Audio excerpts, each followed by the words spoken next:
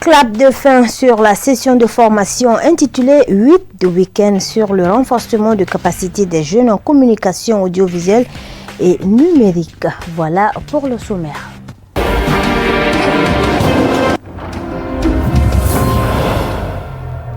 Très heureuse de vous retrouver sur les antennes de Chérifla TV. Mesdames et messieurs, bonsoir et bienvenue dans ce journal. Fin de formation intitulée 8 week-ends sur le renforcement de capacité des jeunes en communication audiovisuelle et en compétences numériques.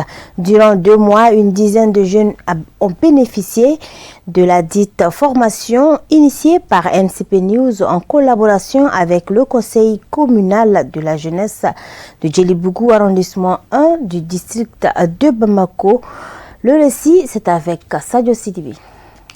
Dans un monde où les compétences numériques et la communication sont devenues essentielles, il est important d'offrir aux jeunes des formations leur permettant de développer leurs capacités, la maîtrise de la caméra, la prise de parole en public et l'utilisation des outils informatiques. C'est dans cette optique qu'un média local, NCP News et le conseil communal de la jeunesse de Djelibougou ont conjugué leurs efforts pour offrir cette session de formation aux jeunes étudiants de ce quartier. Nous sommes à la fin de la formation de 8 week-ends de formation pratique. Donc, cette cérémonie était organisée en honneur de nos bénéficiaires qui ont fourni beaucoup d'efforts lors de cette formation. Il faut rappeler que cette formation a duré pendant 2 mois, au cours desquels pas mal d'expériences ont été partagées avec nos bénéficiaires par nos facilitateurs tels que technique de montage vidéo, technique de prise de parole, ensuite aussi comment manier aussi la caméra. Donc tous ces outils de communication, des notions relatives à cela ont été partagées avec nos bénéficiaires pendant 2 mois. Donc nous sommes à la fin de la formation et cette cérémonie, je suis très content qu'on organise cette cérémonie via la participation remarquable des personnalités, notamment la participation de notre ancien ministre de l'Emploi et de la formation professionnelle, Maouloud Benkatra, mais aussi les autorités de Djelibougou. Donc ici, c'est le lieu de les remercier. Remercier également le CNJ de Djelibougou pour leur accompagnement au cours de cette formation. Nous remercions également notre parrain, Honorable Serou Badini, qui a bien voulu associer son image à cette initiative. Je suis très content aujourd'hui. L'objectif général est de renforcer les capacités des jeunes en communication audiovisuelle et en compétences numériques afin de favoriser leur employabilité et leur participation active au développement de leur communauté. Nous sommes là aujourd'hui pour la cérémonie de clôture des formations de 8 week-ends initiée par NCP News en collaboration avec la jeunesse de Djelibougou. Nous sommes très heureux aujourd'hui d'avoir assisté à la cérémonie de clôture parce que nous sommes très contents. Et quand on a formé la jeunesse, ça veut dire que vous avez formé la jeunesse malienne en question. Nous sommes très très contents aujourd'hui d'avoir été là à côté des jeunes pour montrer leurs capacités, comment faire. Vraiment, nous sommes très heureux aujourd'hui pour accueillir les jeunes formés ici au niveau de la ville de Djelibougou. Le porte-parole des bénéficiaires s'est beaucoup réjoui de cette formation qui leur a permis d'acquérir des nouvelles connaissances. J'étais désigné par mes pairs, c'est-à-dire les bénéficiaires de la formation en tant que porte-parole. J'avoue, les 8 week-ends de formation, c'était une formation vraiment intense mais intéressante. Donc nous sommes tous venus assoiffés. On voulait apprendre à faire des montages vidéo comme des professionnels, à faire des affiches. Donc au cours de la formation, on avait bénéficié vraiment de formateurs de qualité qui avaient l'amour de partager leurs connaissances, l'amour de nous faire comprendre ces différents modules. Et nous sommes sortis vraiment satisfaits de tout ce que nous avons eu à apprendre au cours de cette formation. Pour sa part, le parrain a salué la portée de cette initiative car elle permet d'ouvrir la voie à la nouvelle génération de pouvoir maîtriser les outils informatiques. Tout ce qui va dans la jeunesse, ça va dans le développement du pays. Et NCP News, qui a eu l'initiative en collaboration avec CNJ Djelibougou, a envie de former et d'inculquer les valeurs à la nouvelle génération en ce qui concerne les outils numériques. Envie de faire face à la nouvelle technologie qui est en train d'émerger ou bien soit submerger voilà, donc la jeunesse. Et aujourd'hui, nous savons que cette jeunesse a été formée à ces outils, a envie de faire face. Voilà, la nouvelle technologie de l'information et de la communication, c'est une très bonne chose. Et nous avons vu qu'ils ont appris à faire des montages vidéo, les affichages, j'en passe, et comment faire aussi les textes. Web, l'écriture web, c'est une très bonne chose. Et donc, c'est que je peux dire aux initiateurs de continuer sur cette lancée. Et d'autres jeunes aussi sont à l'entente. Nous savons que ça a été organisé à l'endroit de la jeunesse ici en commune 1. Et nous savons que la deuxième édition, sera encore grande. Puisque cette première édition a été une réussite. Après 2 mois de formation, les bénéficiaires ont reçu leurs attestations des mains du maire de Djelibougou, du président du CNJ de Djelibougou et du parrain. Par ailleurs, la commission des agences de voyage du Mali a tenu son assemblée générale ce samedi 25 juillet 2026 au gouvernorat du district de Bamako. Il était question notamment de faire le point du Hajj dernier et échanger sur les perspectives du pèlerinage 2027. Faire aussi savoir le rôle prépondérant de la commission des agences de voyage du Mali dans le processus du Hajj était inscrit à l'ordre du jour. Suivant quelques réactions à l'issue de la dite Assemblée générale. Dans l'ensemble, alhamdoulilah, les activités se sont bien déroulées. Même dans toute activité, il peut y avoir des manquements. Et par exemple, je peux prendre un seul exemple. Il y a eu des visas qui n'ont pas été attribués. Bon, ça peut se comprendre. C'est vrai qu'il y a eu du retard et puis voilà, les gens ont eu leur visa un peu tardivement ou il y a certains qui n'ont pas eu leur visa. Donc il y a eu ce problème-là. Et puis au niveau même de Mina, il y a eu un peu de problème, mais c'est grave, ça peut se gérer dans l'ensemble. Et déjà que les pèlerins ou bien les futurs pèlerins comprennent que l'Arabie Saoudite a pris une avance sur l'organisation. C'est-à-dire ils ont donné un chronogramme que nous sommes tous obligés de respecter. Et c'est le 20 décembre 2026. On doit clôturer le Hajj 2027 au 20 décembre 2026. Donc c'est un défi vraiment énorme. Il faut que les Maliens comprennent et qu'ils sortent pour pouvoir honorer. Bon, la difficulté principale, c'est qu'effectivement, les Maliens ne sortent pas tôt. C'est pour ça, depuis que nous sommes là, nous sommes en train, avec votre aide, l'aide de la presse, essayer de sensibiliser, d'informer les Maliens de sortir à temps pour préparer leur Hajj. Le Hajj, c'est un voyage spirituel qui nécessite un temps de préparation. Ce n'est pas seulement les formalités. Il y a la préparation spirituelle, il y a la préparation financière, il y a la préparation physique. Tout ça là, il faut un temps pour tout ça là. Il faut que, vraiment, c'est ce que nous voulons faire comprendre à nos compatriotes, à la communauté musulmane, que vraiment, comme on dit, celui qui veut aller loin, il prépare sa monture. Direction la Côte d'Ivoire, où les femmes prédicatrices d'Ansardine se sont réunies ce dimanche 26 juillet 2026 au domicile de son éminence Seyid Chérif Ousmane Madani Haïdara dans le cadre d'une conférence consacrée au renforcement de leurs capacités.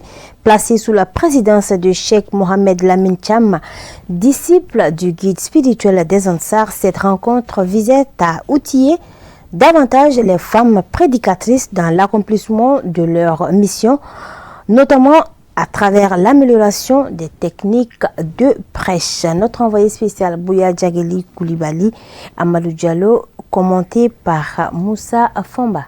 Placée sous la présidence de Haïdara Tanti Diara Tunkara, épouse du guide spirituel des Ansar et ayant pour conférencier Cheikh Mohamed Lamine Cham, disciple de son éminence Seyid Chérif Ousmane Madani Haïdara, la rencontre visait à outiller davantage les femmes prédicatrices de l'Ansardine Côte d'Ivoire dans l'accomplissement de leur mission, notamment à travers l'amélioration des techniques de prêche.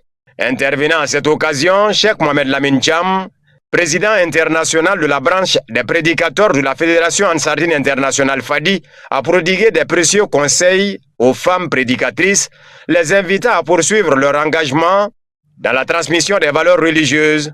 La rencontre a été également l'occasion pour les femmes prédicatrices Ansar de Côte d'Ivoire de se retrouver et de partager les expériences. Tidjara a dit aux conseillers religieux de venir nous donner des conseils. Bon, on a eu beaucoup d'avantages en tout cas, beaucoup de leçons aussi.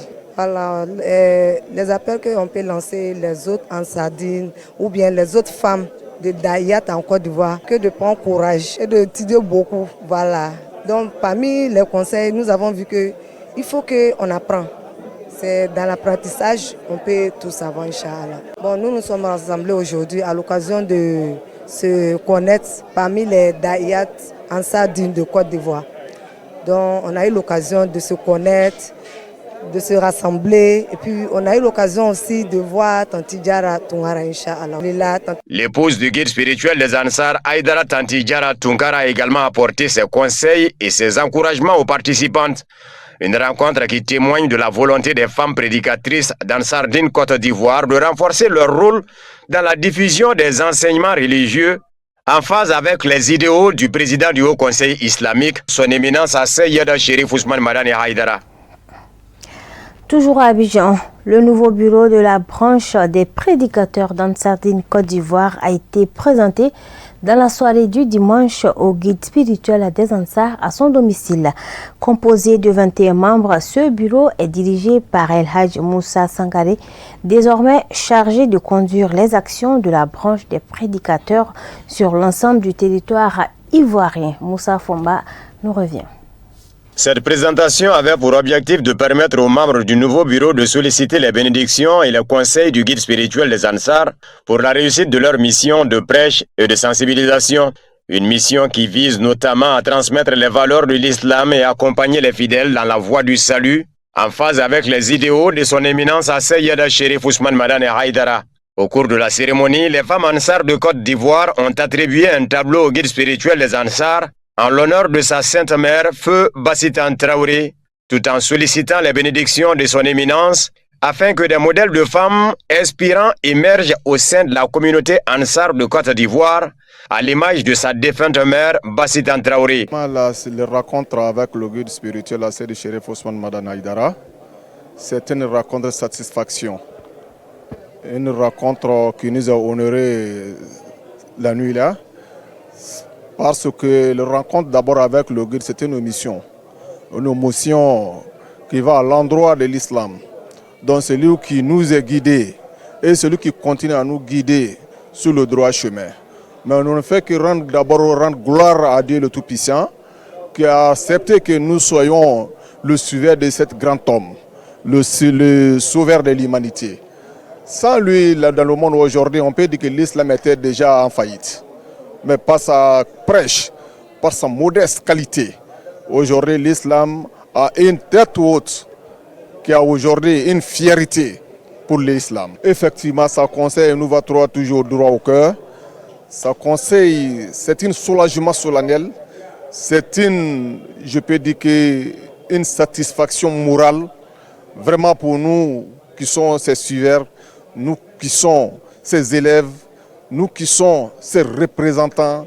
Vraiment, c'est un soulagement total, fatal pour nous.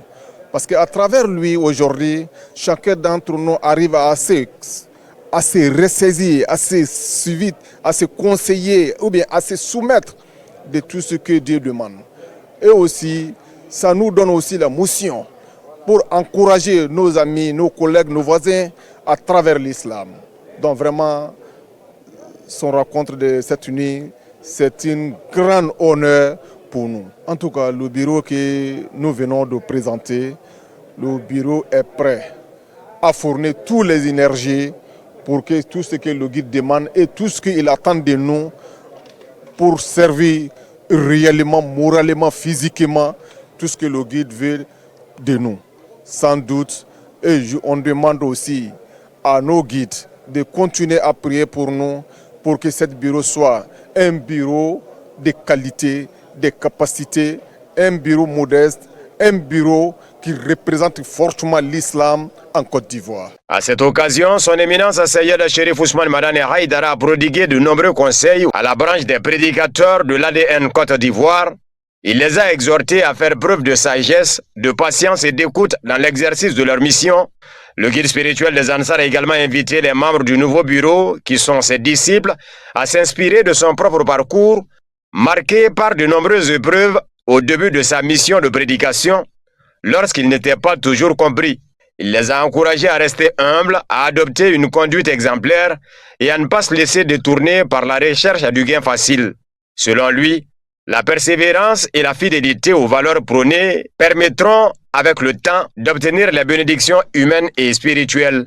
La cérémonie a également enregistré la présence de plusieurs responsables de la Fédération Ansardine Internationale FADI, aux côtés du président Adama Sanogo.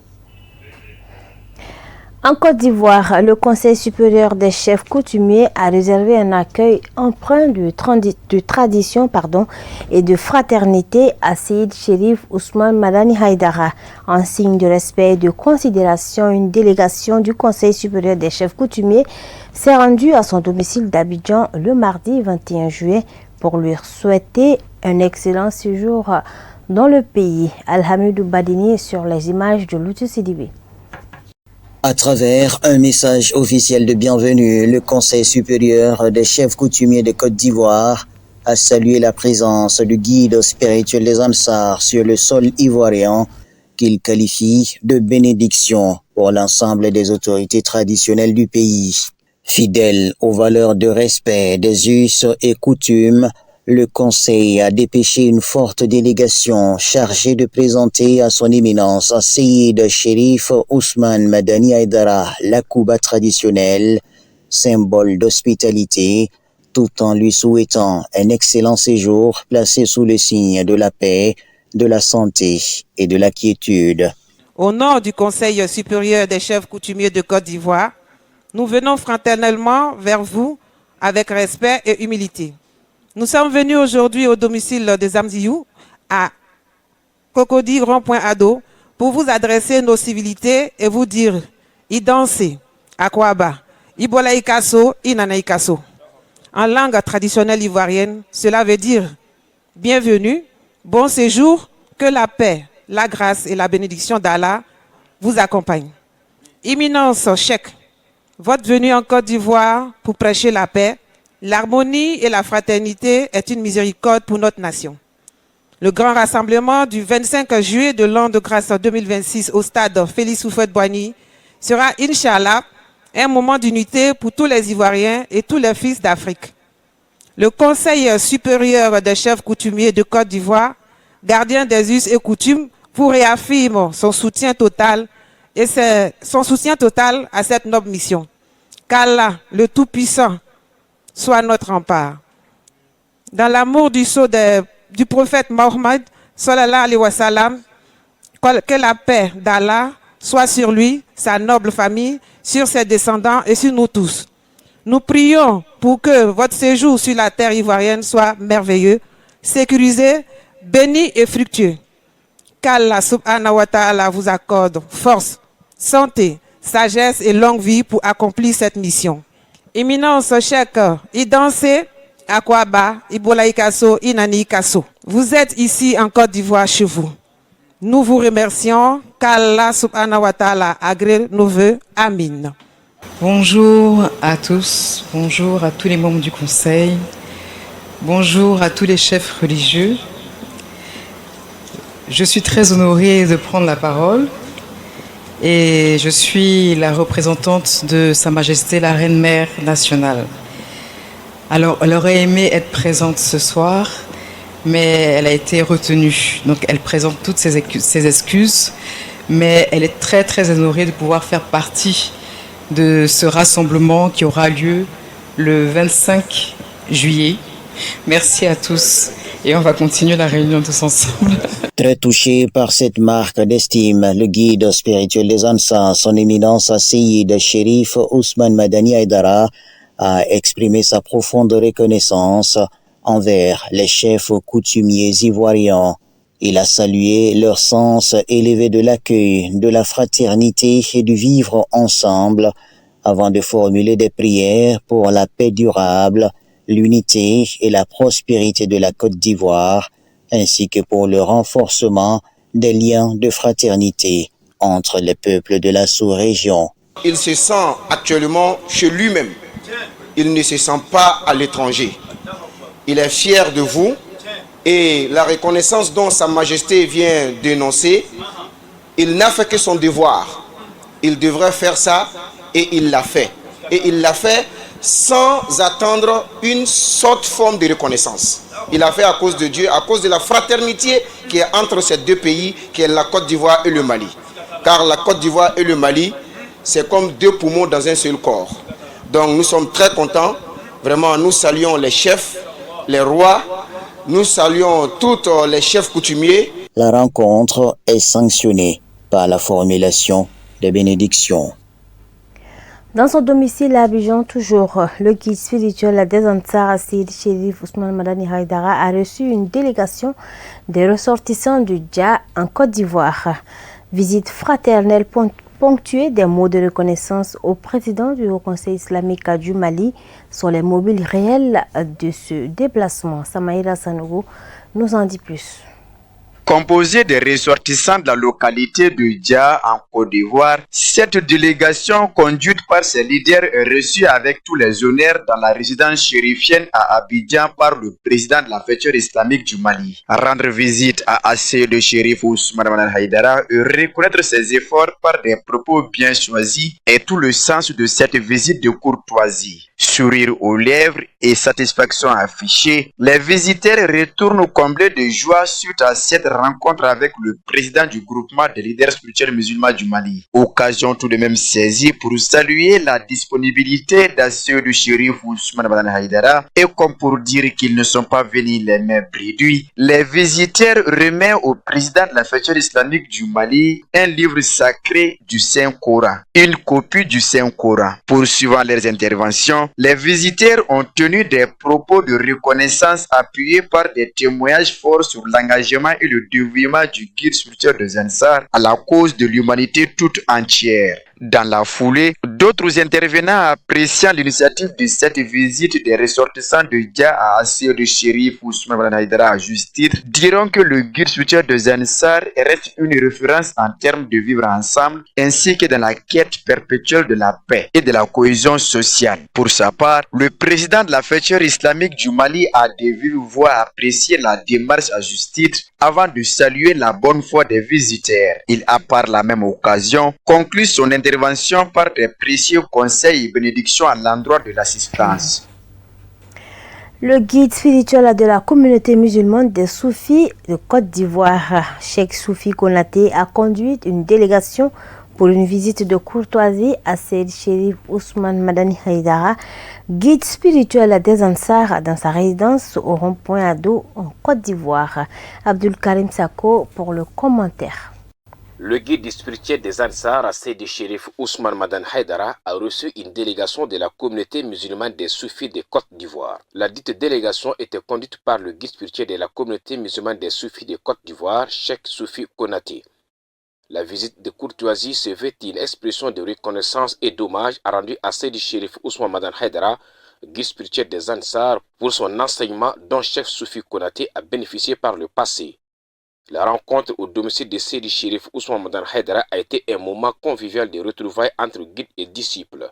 Effectivement, nous sommes ici au nom de la communauté musulmane des Soufis de Côte d'Ivoire. Nous représentons le bureau national, qui est l'entité administrative du bureau national de la communauté musulmane des Soufis de Côte d'Ivoire. Il était important, il était même opportun et même obligatoire pour nous en tant qu'entité administrative de venir souhaiter, comme on le dit ici au pays, notre Akouaba national au président du Haut Conseil islamique du Mali. Mais en même temps aussi par-delà à un fils du pays. Parce que connaissant l'histoire de ce grand homme, de ce saint contemporain, pour ceux qui ont étudié l'historique du militantisme spirituel en Côte d'Ivoire, savent qui est ce grand homme. Il était donc obligatoire pour nous de venir présenter nos civilités, mais aussi lui dire bonne arrivée, qu'il est chez lui. Par-delà de ça, au nom de toute la grande communauté musulmane de Soufis de Côte d'Ivoire, comme le guide spirituel, comme le guide suprême l'a dit, cette visite a été une visite improvisée. Et l'appel du bureau national à l'endroit des guides a été un appel pressant. Et c'est pour cela aussi que vous avez les représentants de juste quelques régions et de quelques zaouïas de la banlieue d'Abidjan.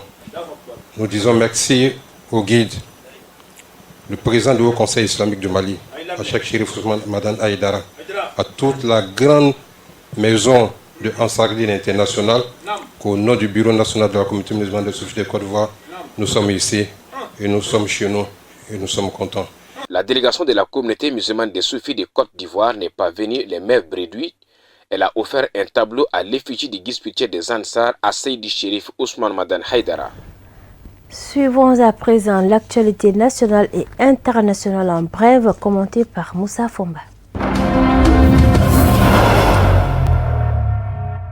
Des centaines de personnes ont participé dimanche 26 juillet à un rassemblement organisé à Vaughan, à une soixantaine de kilomètres de Lomé, à l'appel de partis d'opposition et d'organisations de la société civile pour protester contre la constitution adoptée en 2024 au Togo. La manifestation organisée par le cadre national de concertation pour le changement au Togo, CNCC, était la deuxième en 3 mois, après un précédent meeting tenu début mai sur le même thème, dans un contexte où les rassemblements publics de l'opposition restent rares, adoptés en 2024, la nouvelle constitution est vivement contestée par l'opposition et la société civile. Les détracteurs du pouvoir estiment qu'elle permet à Faure Gnassingbé, au pouvoir depuis 2005, de consolider durablement son emprise sur le pays. La réforme supprime l'élection du chef de l'État au suffrage universel direct et instaure un régime parlementaire. La fonction la plus élevée est désormais celle de président du Conseil, poste occupé par Faure Gnassingbé. Le camp présidentiel défend, lui, une réforme censée garantir davantage de représentativité. Le Tchad a annoncé lundi sa décision de se retirer de la Cour pénale internationale CPI, évoquant son efficacité limitée et à géométrie variable dans un communiqué du porte-parole du gouvernement. Le pays rejoint ainsi le Burkina Faso, le Mali et le Niger, qui avaient annoncé conjointement leur retrait de la CPI en septembre.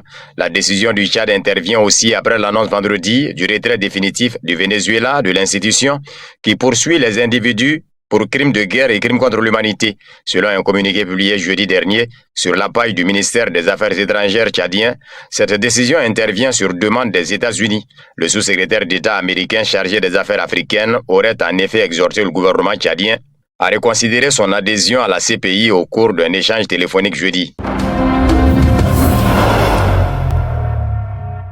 Le premier ministre israélien Benjamin Netanyahou entame ce 27 juillet une visite de 3 jours aux États-Unis où il rencontrera Donald Trump le 28 à la Maison-Blanche. Officiellement venu assister à une cérémonie en hommage au sénateur républicain Lindsey Graham, il profitera surtout de ce déplacement pour évoquer les principaux dossiers stratégiques qui redessinent le Moyen-Orient. La guerre avec l'Iran, le détroit d'Ormuz, le programme nucléaire saoudien et l'évolution de la relation entre Washington et Jérusalem. La rencontre a lieu alors que Donald Trump semble privilégier, au moins provisoirement, la voie diplomatique avec Téhéran. Benjamin Netanyahou devrait plaider pour le maintien d'une pression maximale contre la République islamique et s'opposer à tout accord qui ne traiterait pas simultanément les programmes nucléaires et balistiques iraniens. Le dirigeant israélien abordera également l'accord de coopération nucléaire civile signé entre Washington et Riyad. Initialement perçu comme indépendant d'une normalisation israélo-saoudienne, ce texte a finalement été conditionné par Donald Trump à une adhésion du Royaume aux accords d'Abraham, une exigence immédiatement saluée par Israël. L'octroi d'une licence pour la fabrication de missiles anti-aériens américains destinés au système de défense anti-aérienne Patriot n'apportera aucun résultat concret à Kiev, a rapporté le 26 juillet The Telegraph. Le journal britannique a relayé l'avis de Thomas Whittington, expert à l'Institut royal des services unis, qui a souligné les retards organisationnels et techniques inévitables liés à la mise en œuvre de tels projets. Selon lui, il ne suffit pas à l'Ukraine de disposer d'une licence de fabrication d'armes, il lui faut également créer une base industrielle à cette fin. Le journal britannique a souligné que malgré les plans ambitieux qui sous-tendent les récents accords de défense conclus par Kiev, la signature d'un accord de licence ne marque qu'un début.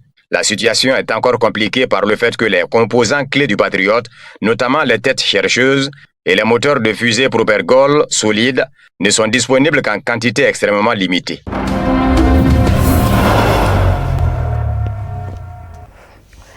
C'est tout pour ce journal. Merci à tous de l'avoir suivi. Retrouvez la version en langue bamanakan à 20h30. C'est avec Fatoumata Akane. Bonsoir et qu'Allah bénisse le Mali.